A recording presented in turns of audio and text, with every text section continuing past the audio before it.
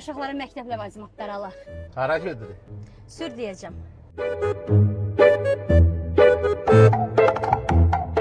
Gözdə məni gəlirəm. Burada qələm var, dəftər yoxdur. Burada da dəftər var, gündəlik yoxdur. Sür getdik. Sən mənim vaxtımı alasan, gəl gedək mən bilirəm məktəb bazarını harda eləmək lazımdır.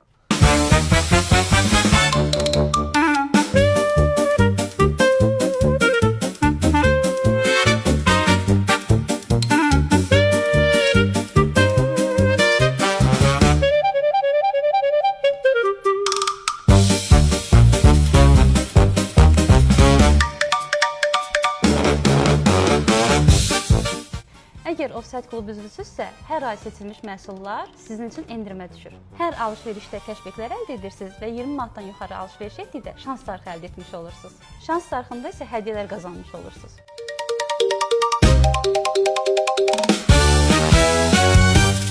Hər şey tapdım, hər şey aldım. Məktəb bazarlığı üçün Offside can rahatlığıdır. Gördün, sən də bayaqdan şəhərdə gəzmədiyin mağaza qalmır.